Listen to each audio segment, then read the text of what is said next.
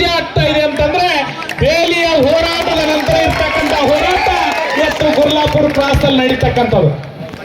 ಕನ್ನಡ ಚಳವಳಿಗಾಗಿ ಅವತ್ತು ಗೋಕಾಕ್ ಹೋರಾಟ ನಡೆದಿತ್ತು. ಇವತ್ತು ಅನ್ನವನ್ನ ನೀಡ್ತಕ್ಕಂಥ ಅನ್ನದಾತರಿಗಾಗಿ ನಡೀತಕ್ಕಂಥ ಹೋರಾಟ ಎಲ್ಲಾದ್ರೂ ನಡೀತಾ ಇದೆ ಅಂತಂದ್ರೆ ಅದು ಗುರ್ಲಾಪುರ ಕ್ರಾಸ್ ನಲ್ಲಿ. ಬಹಳ ರಾಜಕಾರಣಿಗಳು ಮತ್ತು ಕಾರ್ಖಾನೆಯ ಮಾಲೀಕರು ಬಹಳ ತುಚ್ಛವಾಗಿ ಹೇಳ್ತಾರೆ, ಇಲ್ಲ ರೈತರಿಗೆ ಈಗಾಗಲೇ ಕೊಡಬೇಕಾಗಿರ್ತಕ್ಕಂಥ ದರ 3,000 ಬಹಳ ಆಗಿದೆ, ಇನ್ನೆಲ್ಲಿ ಹೆಚ್ಚಿಗೆ ಕೊಡಕ್ಕಾಗುತ್ತೆ ಅಂತ. ಒಂದು ಸಲ ರೈತರು ಯೋಚನೆ ಮಾಡೋದಕ್ಕಿಂತ ಮಾತನಾಡ್ತಕ್ಕಂಥ ಕಾರ್ಖಾನೆಯ ಮಾಲೀಕರೇ, ಜನಪ್ರತಿನಿಧಿಗಳೇ, ನೀವೊಂದ್ಸಲ ಯೋಚನೆ ಮಾಡಿ, ನೀವು 10,000 ರೂಪಾಯಿಗಳನ್ನ ಒಂದು ತಿಂಗಳಿಗೆ ಭತ್ತೆಯನ್ನ ಪಡಿತಾ ಇದ್ರಿ. ಅವಾಗ ನಾವು ಕಬ್ಬನ್ನ ಪ್ರತಿ ಟನ್ನು ಕಬ್ಬಿಗೆ 600 ರೂಪಾಯಿ ಪಡಿತಾ ಇದ್ವಿ. ಅವತ್ತು DAPಯನ್ನ 325 ರೂಪಾಯಿಗಳಿಗೆ ಪಡಿತಾ ಇದ್ದೀವಿ.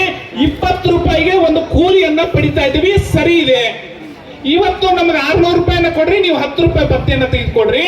ನಿಮ್ಮ ಭತ್ತೆ ಯಾರು ಕೂಡ ಕೊಡಂತ ಕೇಳಿಲ್ಲ.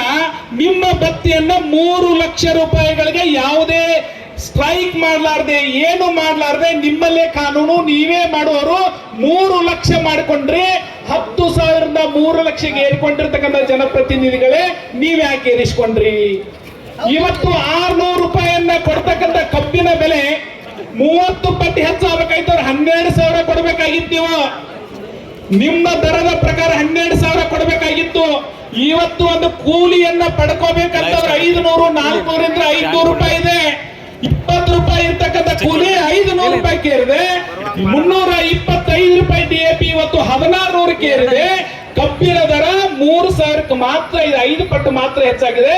ನಾವು ಕೇಳ್ತಾ ಇರೋದು 500 ರೂಪಾಯಿಗಳನ್ನ ನೀವು ಪಡ್ಕೊಂಡಿರ್ತಕ್ಕಂಥದ್ದು 3 ಲಕ್ಷ ಭತ್ತೆಯನ್ನ. ಇನ್ನು ಕಾರ್ಖಾನೆಯ ಮಾಲೀಕರ ನಿಮ್ಗೆ ನಾಚಿಕೆ ಮಾನ ಮರ್ಯಾದೆ ಇದ್ರೆ ಒಂದು ಸಲ ಯೋಚನೆ ಮಾಡಿ, ರೈತರು ಕೇಳುವಕ್ಕಿಂತ ಮುಂಚೆ ದರವನ್ನ ನೀವು ನಿಗದಿ ಮಾಡಬೇಕಾಗಿತ್ತು. ನೀವು ರೈತರಿಗೆ ದರ ಹೆಚ್ಚಿಗೆ ಕೊಟ್ರೆ ನೀವು ಲುಕ್ಷಾನ್ ಆಗ್ತೀರಿ, ನಷ್ಟ ಆಗ್ತೈತೆ ಅಂತ ಹೇಳ್ತೀರಿ. ನಷ್ಟ ಆಗ್ತಕ್ಕಂಥ ಒಂದು ಕಾರ್ಖಾನೆಯನ್ನ ಸಾವಿರಾರು ಕೋಟಿ ರೂಪಾಯಿ ಸಾಲವನ್ನ ಪಡೆದು ಕಾರ್ಖಾನೆಯನ್ನ ತೆರೆದಿರ್ತಕ್ಕಂಥ ಕಾರ್ಖಾನೆ ಮಾಲೀಕರೇ, ಮಾರನೇ ವರ್ಷ ಮತ್ತೊಂದು ಕಾರ್ಖಾನೆಯನ್ನ ತೆಗಿತೀರಿ. ನಿಮಗೆ ಹಣ ಎಲ್ಲಿಂದ ಬರುತ್ತೆ? ನಿಮಗೆ ಹಣ ಕೊಡ್ತಕ್ಕಂಥವ್ರು ಇಲ್ಲಿ ರೈತರು. ರೈತರ ಋಣದೊಳಗಡೆ ನೀವು ಇದ್ದೀರಿ ಹೊರತು ನಿಮ್ಮ ಋಣದೊಳಗಡೆ ನಾವಿಲ್ಲ. ಆ ದುಡಿದಿರ್ತಕ್ಕಂಥ ಅನ್ನದಾತರಿಗೆ ಬೆಲೆ ಕೊಡಬೇಕಾಗಿತ್ತು ಅಂತಂದ್ರೆ ಅವ್ರಿಗೆ ಕೇಳಿದ ದರವನ್ನ ಕೊಡ್ರಿ ಅಂತಕ್ಕಂಥದ್ದು ನಿಮ್ಗೆ ಹೇಳ್ತೀವಿ. ಈ ಜಗತ್ತಿನ ಮೇಲೆ ರೈತರ ಉತ್ಪನ್ನಗಳನ್ನು ಬಿಟ್ರೆ ಒಂದು ಸೂಜಿಯನ್ನ ತಯಾರು ಮಾಡ್ತಕ್ಕಂಥ ಮಾಲೀಕ, ಒಂದು ಕಡ್ಡಿ ಪೆಟ್ಟಿಗೆಯನ್ನ ತಯಾರು ಮಾಡ್ತಕ್ಕಂಥ ಒಬ್ಬ ಪುಟ್ಟ ಕಾರ್ಖಾನೆಯ ಮಾಲೀಕ ತನ್ನ ವಸ್ತುಗಳಿಗೆ ದರ ನಿಗದಿ ಮಾಡಲಿಕ್ಕೆ ಸ್ವಾತಂತ್ರ್ಯ ಇದೆ. ವರ್ಷಾನವಿಡೀ ರೈತರಿಗೆ ಯಾವುದೇ ವೇಳೆ ಇಲ್ಲ, ಸಮಯ ಇಲ್ಲ, ಯಾವ ತಿಥಿ ಇಲ್ಲ, ಮತಿ ಇಲ್ಲ, ಎಲ್ಲವನ್ನೂ ಕೂಡ ಸಂಪೂರ್ಣವಾಗಿ 365 ದಿನ ರೈತ ತನ್ನ ಭೂಮಿ ಒಳಗಡೆ ಎಲ್ಲ ದೀಪಾವಳಿನೂ ಅಲ್ಲೇ ಮಾಡ್ತಾನೆ, ಭೂಮಿ ಪೂಜೆನೂ ಅಲ್ಲೇ ಮಾಡ್ತಾನೆ, ನಿಮಗೆ ದುಡಿದ ಅನ್ನ ಹಾಕ್ತಾನೆ. ಅವನು ದುಡಿದಿರ್ತಕ್ಕಂಥ ಅನ್ನಕ್ಕೆ ಬೆಳೆಗೆ ಇವತ್ತು ದರ ನಿಗದಿ ಮಾಡ್ತಕ್ಕಂಥ ಶಕ್ತಿ ರೈತರಿಗಿಲ್ಲ ಅಂತಂದು ಎಂತ ಪ್ರಜಾಪ್ರಭುತ್ವದೊಳಗಡೆ ನಾವು ಇದ್ದೇವೆ ಅಂತಕ್ಕಂಥದ್ದು ಕೂಡ ಒಂದ್ಸಲ ಯೋಚನೆ ಮಾಡಬೇಕಾಗತ್ತೆ. ನೀವು ಕಾರ್ಖಾನೆ ಮಾಲೀಕರು ಎಚ್ಚರ ಆಗದೆ ಹೋದ್ರೆ, ನೀವೇನು ಪ್ರತಿ ವರ್ಷ ಒಂದೊಂದು ಕಾರ್ಖಾನೆಯನ್ನ ತೆಗೆದುಕೊಳ್ಳಿಕ್ಕೆ ಹೋಗ್ತಾ ಇದ್ರು, ಅದನ್ನ ನೀವು ಲಾಭವನ್ನ ಏನು ಗಳಿಸ್ತಾ ಇದ್ರು ಅದನ್ನ ರೈತರಿಗೆ ನೀವು ಹಂಚದೆ ಹೋದ್ರೆ ನಿಮ್ಮ ಜುಟ್ಟು ಹಿಡಿದು ಎಳ್ಕೊಂಬಂದು ಹೊಲಗೊಳಗಡೆ ತರವಿ ನಾವು ಆ ಸ್ಥಾನವನ್ನ ಏರ್ಲಿಕ್ಕೆ ಏನು ಶಕ್ಯರಿದ್ದೇವೆ ಅಂತಕ್ಕಂಥ ತಿಳ್ಕೋಬೇಕು. ಯಾಕಂತಂದ್ರೆ ಒಬ್ಬ ಸಾಮಾನ್ಯ ರೈತನ ಮಗ ಚರಣ್ ಸಿಂಗ್ ಚೌಧರಿ ಅಂತವನು ಕೂಡ ಈ ದೇಶವನ್ನ ಆಳಿರ್ತಕ್ಕಂಥ ರೈತನ ಮಗ, ದೇಶವನ್ನು ಆಳಬಲ್ಲ ಅಂತಕ್ಕಂಥದನ್ನು ಕೂಡ ತೋರಿಸಿರ್ತಕ್ಕಂಥದನ್ನ ನಾವು ನೆನಪಿನಲ್ಲಿ ಇದೆ ಅಂತಕ್ಕಂಥದನ್ನು ಕೂಡ ಈ ಸಂದರ್ಭದೊಳಗಡೆ ನೆನಪು ಮಾಡಬೇಕಾಗತ್ತೆ. ಅದಕ್ಕಾಗಿ ಕೇವಲ ಕಬ್ಬಿನ ಮೇಲೆ ದರವನ್ನ ನಿಗದಿ ಮಾಡಲಿಕ್ಕೆ ಸಾಧ್ಯ ಇಲ್ಲ. ನೀವು 3,500 ರೂಪಾಯಿ ಕೇವಲ ಕಬ್ಬಿಗೆ ಮಾತ್ರ ಕೊಡ್ತಾ ಇದ್ದೀರಿ. ಅದರಿಂದ ಬಾಯ್ ಪ್ರಾಡಕ್ಟ್ ಗಳನ್ನ ಇವತ್ತು ಪದೇ ಹೇಳ್ತಾ ಇದ್ದೇವೆ. ಒಂದು ಕಬ್ಬ ಒಳಗಡೆ ಹೋಯ್ತು ಅಂತಂದ್ರೆ ರಸದಿಂದ ಮಾತ್ರ ನೀವು ಸಕ್ಕರೆಯನ್ನ ತೆಗಿತೀರಿ, ಅದರಿಂದ ವೇಸ್ಟ್ ಅಂತ ಕರೀತಕ್ಕಂಥ ಮೊಲಾಸಿಸ್ ಅನ್ನ ತೆಗಿತೀರಿ, ಸ್ಪಿರಿಟ್ ತಯಾರು ಮಾಡ್ಕೋತೀರಿ, ಕರೆಂಟ್ ಉತ್ಪಾದನೆ ಮಾಡ್ತೀರಿ. ಅದೇ ಕರೆಂಟ್ ಅನ್ನ ಸರ್ಕಾರಕ್ಕೆ ಮಾರ್ತೀರಿ, ಸರ್ಕಾರದ ಸಬ್ಸಿಡಿಯನ್ನ ತೆಗೆದುಕೊಳ್ತೀರಿ. 1 ಲಕ್ಷ ರೂಪಾಯಿ ಸಾಲವನ್ನು ಮಾಡಿರ್ತಕ್ಕಂಥ ರೈತನ ಮನೆ ಹೊಲವನ್ನ ಹರಾಜು ಮಾಡಕ್ ಪಡ್ಕೊಳ್ತೀರಿ. ಕೋಟ್ಯಾಂತರ ರೂಪಾಯಿ ಸಾಲವನ್ನು ಇವತ್ತು ಕೇಂದ್ರ ಸರ್ಕಾರ ಸಹಿತ 35 ವರ್ಷಗಳ ಅವಧಿಯವರೆಗೆ 1 ರೂಪಾಯಿ ಬಡ್ಡಿ ಇಲ್ಲದೆ ನಿಮ್ಮ ಕಾರ್ಖಾನೆ ನಡೆಸಲಿಕ್ಕೆ ಕೊಟ್ಟಿರ್ತಕ್ಕಂಥ ನಿಮ್ಮ ಜೇಬುಗಳನ್ನ, ನಿಮ್ಮ ಕುಟುಂಬಗಳನ್ನ ಅಭಿವೃದ್ಧಿ ಪಡಿಸ್ಕೊಳ್ಳಕ್ಕಲ್ಲ, ನಿಮ್ಮ ಭಾಗದ ರೈತರಿಗೆ ಸ್ಪಂದನೆ ಮಾಡ್ರಿ ಅಂತೇಳಿ ಇವತ್ತು ಸರ್ಕಾರಗಳು ನಿಮಗೆ ಬಡ್ಡಿ ರಹಿತವಾಗಿರ್ತಕ್ಕಂಥ ಕೋಟ್ಯಾಂತರ ರೂಪಾಯಿ ಸಾಲಗಳನ್ನ ನೀಡ್ತಾ ಇದೆ. ಅದನ್ನ ಎಚ್ಚರ ಇಟ್ಟುಕೊಂಡು ರೈತರ ಋಣದೊಳಗಡೆ ಇದ್ದೀವಿ ಅಂತಕ್ಕಂಥದನ್ನ ಕಾರ್ಖಾನೆ ಮಾಲೀಕರು ತಿಳ್ಕೋಬೇಕಾಗುತ್ತೆ. ಇವತ್ತು ಧರ್ಮ ಬೋಧನೆಯನ್ನ ಮಾಡಬೇಕಾಗಿರ್ತಕ್ಕಂಥ ಪರಮ ಪೂಜ್ಯರು ಅನ್ನದಾತರು ಕಷ್ಟದೊಳಗಡೆ ಇದ್ದಾರೆ ಅಂತಂದ್ರೆ ಮಠಮಾನ್ಯದೊಳಗಡೆ ಇರೋದು ನಮ್ಮ ಧರ್ಮ ಅಲ್ಲ. ನಮ್ಮ ಧರ್ಮವನ್ನ ಕಾಪಾಡಬೇಕಂದ್ರೆ ನಮಗೆ ಅನ್ನ ಬೇಕು ಅಂತ ಅನ್ನ ಹಾಕ್ತಕ್ಕಂಥ ರೈತ ಇವತ್ತು ನಡು ರಸ್ತೆಯಲ್ಲಿ ನಿಂತಿದ್ದಾನಂತಂದ್ರೆ ಅವನ ಮುಂದೆ ನಾವು ಇರ್ಬೇಕು ಅಂದ್ರೆ ಈ ನಾಡಿನ ಎಲ್ಲ ಪೂಜ್ಯರು ಕೂಡ ಉರಿ ಬಿಸಿಲಿರಲಿ, ಇವತ್ತು ರಾತ್ರಿ ಇರಲಿ, ಇವತ್ತು ಮಠಗಳನ್ನ ಬಿಟ್ಟು ನಮ್ಮ ಜೊತೆಗೆ ಬಂದಿದ್ದಾರೆ ಅಂತಂದ್ರೆ ಆ ಅರಿವು ನಿಮ್ಮ ಸರ್ಕಾರಕ್ಕೂ ಮತ್ತು ನಿಮ್ಮ ಕಾರ್ಖಾನೆ ಮಾಲೀಕ ಮಾಡುವಂತ ಸದ್ಭಕ್ತನ ಪಾದವ ತೋರಿಸಿ ಬದುಕಿಸಯ್ಯ.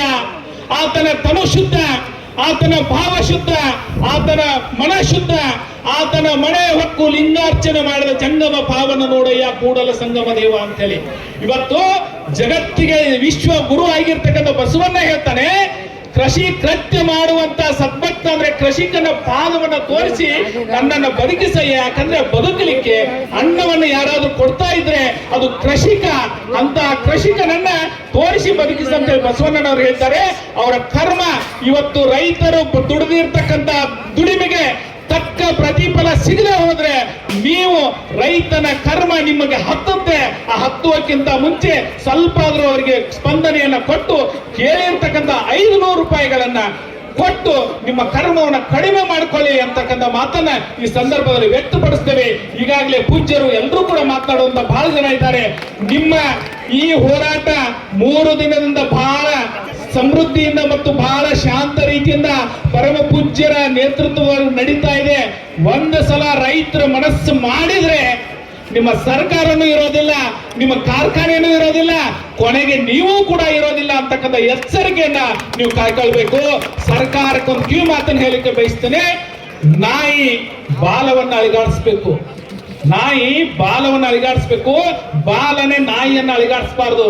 ಇಡೀ ರಾಜ್ಯವನ್ನ ಆಳತಕ್ಕಂಥದ್ದು ಸರ್ಕಾರ, ಅದು ಯಾವುದೇ ಸರ್ಕಾರ ಇರಲಿ. ಆ ಸರ್ಕಾರದ ಅಧೀನದೊಳಗಡೆ ಇರ್ತಕ್ಕಂಥ ಕಾರ್ಖಾನೆಗಳು ಸರ್ಕಾರ ನಿರ್ದೇಶನ ನೀಡಿದಂತೆ ನಡ್ಕೋಬೇಕಾಗಿರ್ತಕ್ಕಂಥದ್ದು. ಸರ್ಕಾರನೂ ನಿರ್ದೇಶನ ಕೊಡ್ತಾ ಇಲ್ಲ. ಇವತ್ತು ನಾಯಿಯ ಬಾಲದಂತೆ ಹುಟ್ಟಿರ್ತಕ್ಕಂಥ ಈ ಕಾರ್ಖಾನೆಗಳು ಸಹಿತ ನಾಯಿಯನ್ನ ಅಲುಗಾಡಿಸುವ ಮಟ್ಟಕ್ಕೆ ಹೋಗ್ತವೆ ಅಂತಂದ್ರೆ ನಿಮ್ಮನ್ನ ಹೊರಗೆ ಹಾಕಿ ಅಧಿಕಾರವನ್ನು ಮಾಡ್ತಕ್ಕಂಥ ಛಲ ರೈತರಲ್ಲಿ ಇದೆ. ಆ ಶಕ್ತಿ ಏನನ್ನೋದನ್ನ ಇಲ್ಲಿ ಒಂದ್ಸಲ ಬಂದು ನೋಡ್ರಿ ಅಂತಕ್ಕಂಥ ಮಾತನ್ನ ಈ ಸಂದರ್ಭದಲ್ಲಿ ಹೇಳ್ತಾ, ರೈತ ಕುಲ ಯಾವಾಗಲೂ ಕೂಡ ಸೋಲ ಅಂತಕ್ಕಂಥದ್ದು ಇಲ್ಲ, ರೈತರಿಗೆ ಜಯ ಅಂತಕ್ಕಂಥದ್ದು ಕಟ್ಟಿಟ್ಟ ಬುದ್ಧಿ. ಯಾಕಂತಂದ್ರೆ ನಮ್ಮ ನಡೆ ಧರ್ಮದ ಅಡಿ ಒಳಗಡೆ ನಡೀತಕ್ಕಂಥದ್ದು ಕೇವಲ ನಾವು ರೈತ ನಾಯಕರು ರೈತರು ಮಾತ್ರ ಮಾಡ್ತಾ ಇಲ್ಲ. ಇಲ್ಲಿ ಪರಮ ಪೂಜ್ಯರ ಧರ್ಮ ಇವತ್ತು ನಮ್ಮ ಹಿಂದಿದೆ, ನಮ್ಮ ಮುಂದ್ಗಡೆ ಗುರಿಯನ್ನ ತೋರಿಸ್ತಾ ಇದ್ದಾರೆ. ನಾವು ನಡೀತಾ ಇದ್ದೇವೆ, ನಮ್ಮ ಹಿಂದ್ಗಡೆ ಧರ್ಮದ ನಡೆ ಇದೆ ಅಂತಕ್ಕಂಥದನ್ನ ನೆನಪಿನಲ್ಲಿ ಇಟ್ಕೋಬೇಕು ಅಂತಕ್ಕಂಥ ಮಾತನ್ನ ಸರ್ಕಾರ ಕೇಳ್ತಾ, ನೀವು ಬೆಳಗಾವಿ ಒಳಗಡೆ ಕುಳಿತುಕೊಂಡು ಎಲ್ಲೋ AC ರೂಮ್ ಒಳಗಡೆ ಕುಳಿತುಕೊಂಡು ಮಾತುಕತೆ ನಡೆದಿದೆ ಅಂತಕ್ಕಂಥದ್ದು ಮೂರ್ಖತನ. ಇವತ್ತು ಒಂದು ವಿಷಯನ ಹೇಳಬೇಕಾಗುತ್ತೆ. ಹಳಿಯಾಳದೊಳಗಡೆ ನಮ್ಮ ಕಬ್ಬುಗಳು 14-15% ಬರ್ತಾವು. ನಿಮ್ಮ ಕಪಟ ನೀತಿಯಿಂದ 11-12 ತೋರಿಸ್ತೀರಿ.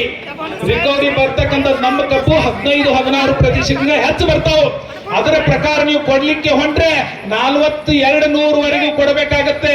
ನಿಮ್ಮ ಕಪಟ ನೀತಿಯಿಂದ ಇವತ್ತು ನಾವು ಮೋಸಕ್ಕೆ ಒಳಗಾಗ್ತಾ ಇದ್ದೇವೆ. ಯಾಕಂದ್ರೆ ರಿಕವರಿ ನಮ್ಮ ಕಡೆ ಇಲ್ಲ, ಅದು ನಿಮ್ಮ ಮೋಸಗಾರರ ಕೈ ಒಳಗಡೆ ಇವತ್ತು ರಿಕವರಿಯನ್ನು ತೆಗಿತಕ್ಕಂಥದ್ದು ಇದೆ.